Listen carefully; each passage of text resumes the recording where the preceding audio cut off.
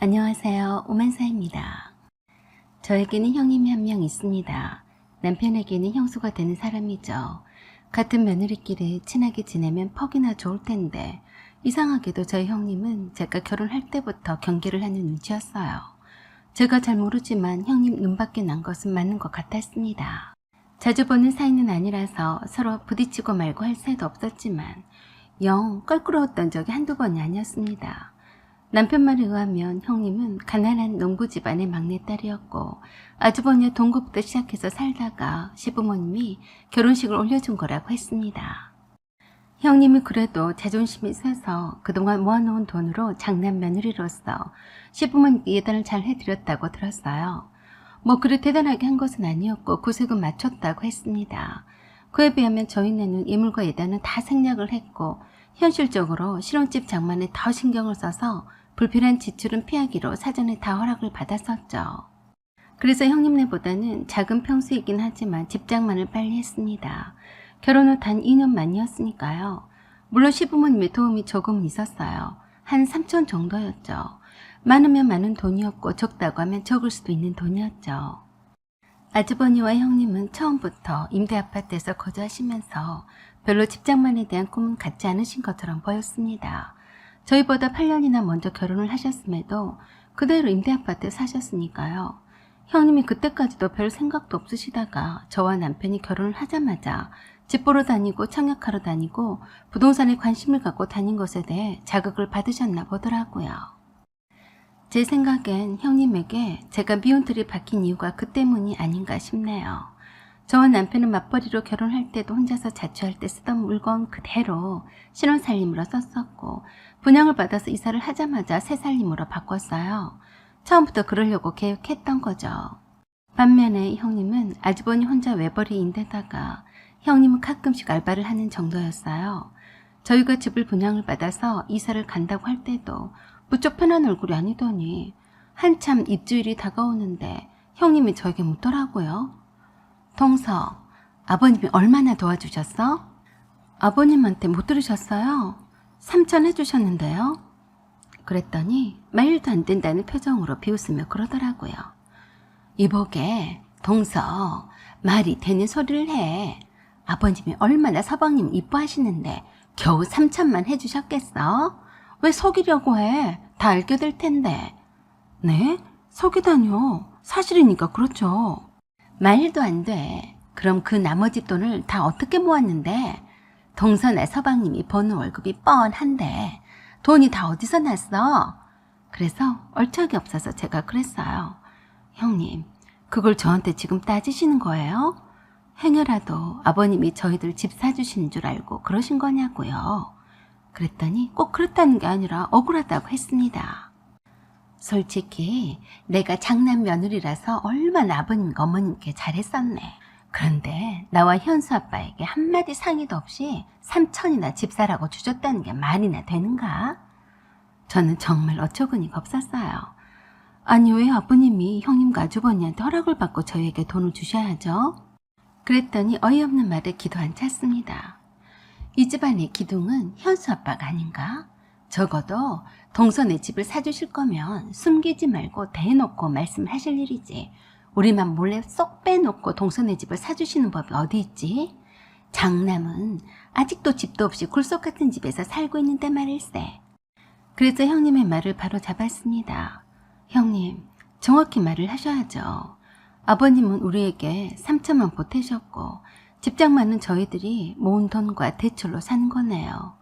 그렇게도 못 믿어서 의심스러우시면 증거물로 다 제시해 드릴게요. 그럼 됐어요? 그래도 막무가내로 장남은 집도 안 사주시는 법이 어디 있냐며 시부모님이 차별한다며 섭섭하다고 하더군요.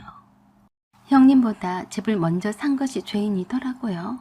그때부터 형님과 아주버니 앞에서는 엄청 조심했습니다. 좋은 일 있어도 있는 척을 하지 않았고 자랑도 일절하지 않았습니다.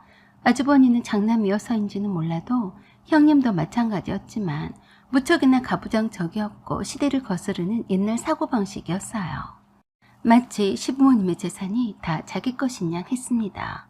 욕심이 많아서 그런지 셈이 많아서 그런지는 모르겠으나 장남이라서 결혼식도 모두 시부모님께 의존했었고 시부모님이 사시고 있던 집도 자기 집인 양 생각해서인지 집장만 해도 별 관심이 없어 보이더니 저희가 집을 사니까 아파트로 이사를 간다고 노래를 부르더라고요. 그냥 노래만 부르면 시부모님 알아서 사주실 줄 아는 것 같았어요. 불만만 가득 찼더라고요.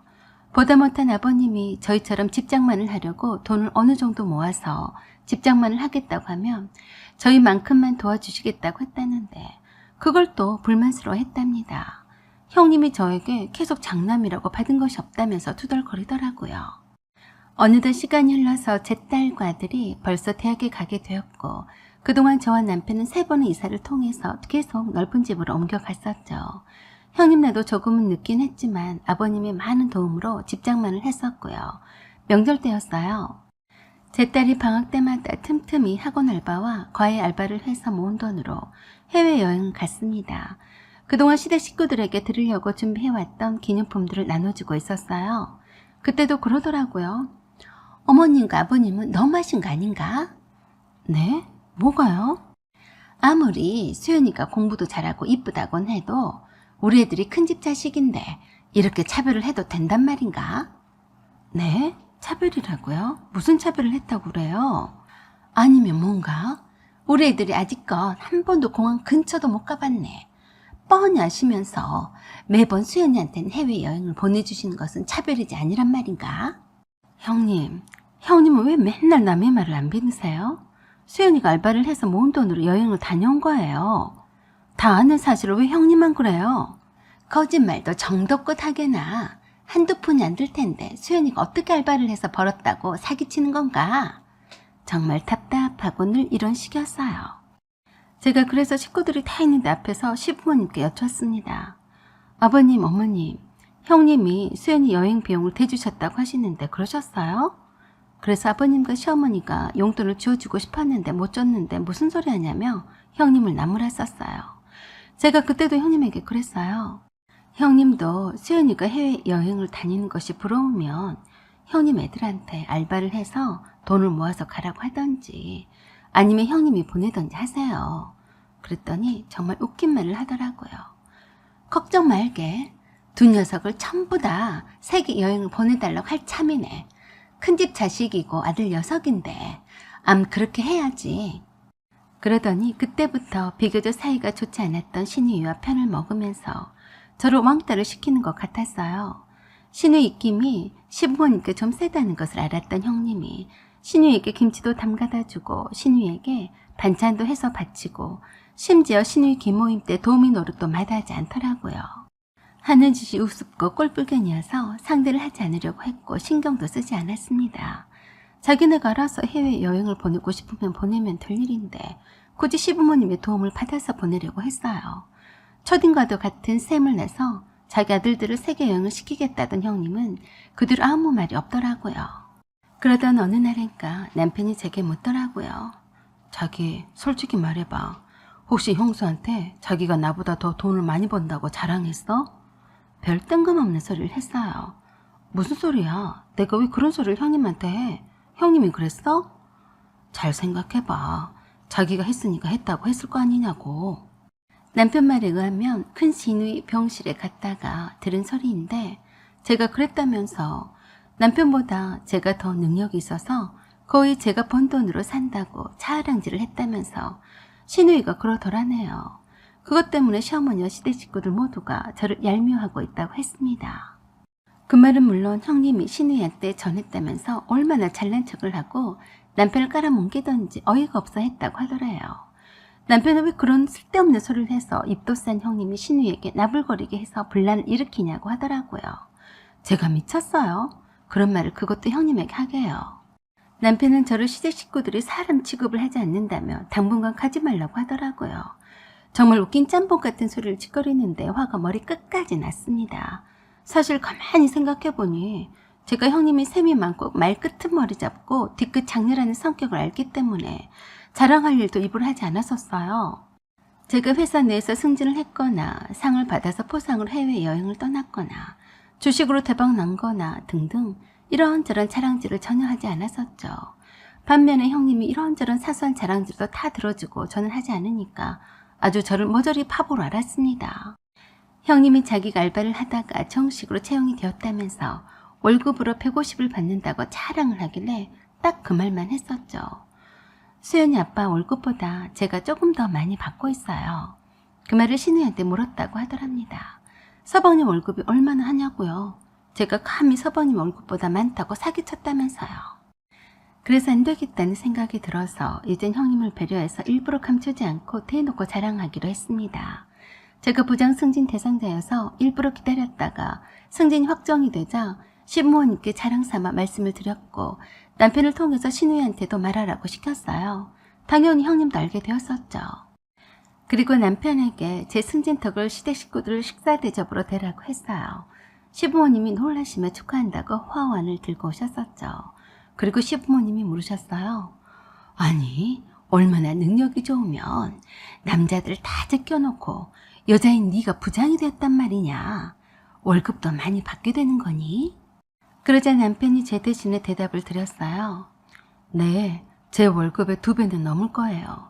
그 말에 완전히 똥 씹은 듯한 표정의 형님의 얼굴이 그럴 리가 있겠냐는 듯한 표정이더라고요. 여자인 주제에 남자들만큼 승진을 했는가는 몰라도 설마 제 남편보다 많이 받겠어? 그런 표정이었어요. 그리고는 저에게 조용히 와서 묻더군요. 동서 축하해. 월급은 얼마나 됐는데? 한 200 조금 넘나? 자기 수준에서 얘기하더라고요. 그래서 제가 그랬습니다. 형님, 200 같은 소리 하시네요. 세상에 200 받는 부장이 어디 있어요? 거기에다 곱하기 4는 기본으로 하셔야죠. 그랬더니 입을 쩍 벌리더라고요. 저는 그 자리에서 겸손이고 배려고 뭐고 다 떠나서 저를 잘 드러냈어요. 그동안 몰랐던 저의 실체를 알고서 꿈뻑 기가 죽어있더라고요. 그동안 배려를 해서 기 좀 살려주느라 기죽일 자랑은 하지 않고 살았더니 기가 너무 많이 살아나서 나를 공격하는데 내가 만만한 실체가 아니란 걸 마음껏 보여주었습니다. 아주머니와 형님이 둘이 번 돈을 합쳐도 제 월급 하나만도 못한 주제에 그동안 제 앞에서 무진장 잘난 척을 하고 제가 없는 곳에서 엄청 시부렁거린 죗값이라고 생각했습니다. 그 뒤로는 제 뒤에서 함부로 깝치지 않았습니다. 사연은 여기까지입니다. 구독과 좋아요 부탁드려요. 감사드립니다.